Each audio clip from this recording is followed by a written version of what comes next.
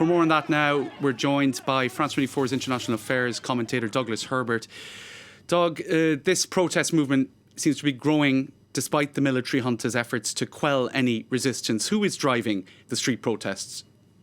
You know, it's impossible to sort of narrow it down, James, to one group. You can say that, by and large, there's a lot of young people, young activists out in the streets, people who have, young people who have grown used to their formative years growing up, at least in the past 5 or 6 years, with a transition to democracy, feeling what, a modicum of freedom really felt like, and having civilian leaders, not a military, at least on paper, guiding them and ruling them. And all of a sudden to wake up with this military coup has been quite a shock to a lot of them. So lots of young people. But the fact that you have a diverse group of ethnic groups across the country, especially along the border in some areas, who have been also joining these protests. It shows that it's not just, one narrow demographic group. These are people, in some cases, protesting who are quite critical of Aung San Suu Kyi's policies towards ethnic minorities in Myanmar. People whom she did not defend, especially in the case of the Rohingya Muslims, who were hundreds of thousands driven out in a bloody rampage by the military, driven to Bangladesh. Even a lot of these people still support her because she is much the lesser of two evils in the eyes of many of these people. It's not that they're not afraid, James, of going out into the streets. This is a country, after all, that has lived under, in the past 50 years, 2 incidences of brutal suppression of demonstrations, both in 2007 in the Saffron Revolution and also in 1988 in a giant student uprising where the military really brutally, violently just snuffed it out. So they have that a lot, especially the older generation. That's still in their minds. But they're right now, their fear is overridden by a sense that they need to get this junta out of there. They've felt democracy. They've tasted it. They don't want to go back, and especially they don't want to go backwards to the type of isolation and the deep poverty that Myanmar experienced in years past. OK, you mentioned there the brutality of those military interventions in the past. A military coup, straight away you think violence, you think deaths, you think crowds being shot at. Not so far. Have they learned lessons from the past? This has been relatively non-violent so far.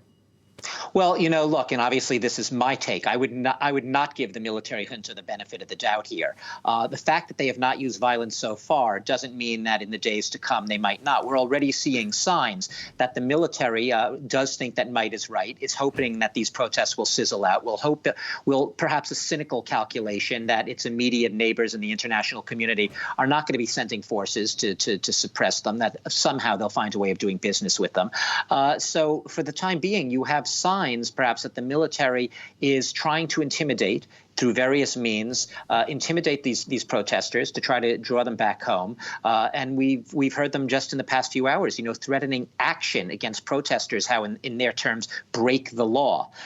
So you can already see the rhetoric being laid, the pretext for a possible violent crackdown against these protesters. Obviously, we're living in the digital age. Obviously, there's a lot more international scrutiny on them than in years past. But these are a military that have lived in a sort of hermetically sealed bubble, their own worldview. And at the end of the day, they're going to do what they want to do. If it takes some violence, I would not rule out that they would resort to the same practices that they have resorted to in the past. And what about reactions from abroad? Is there the will from foreign powers to in some way try to reverse this military coup? Well, here's the problem. The will, obviously, on a human rights level, there's been widespread, broad outcry and condemnation against this military takeover. Let's call it a coup.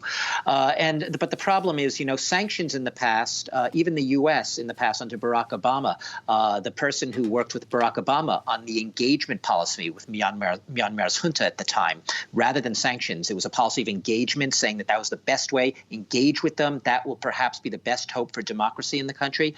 The same man who was the point man for Barack Obama and helped orchestrate and was the architect of that policy is now back in the Biden administration in the National Security Council. So there might be a go slow approach with the junta, another sort of a very strong voice, at least on the U.S. side, saying, well, Biden has called for broader sanctions to be reimposed against this regime, perhaps not going whole hog, as they say, going full in, but trying to give a chance to this engagement. So you have this sort of wishy-washy muddling policy. The rest of the international community so far. Sharp words of condemnation, perhaps threats of sanctions, but not that much more. And I'll just tell you one other thing.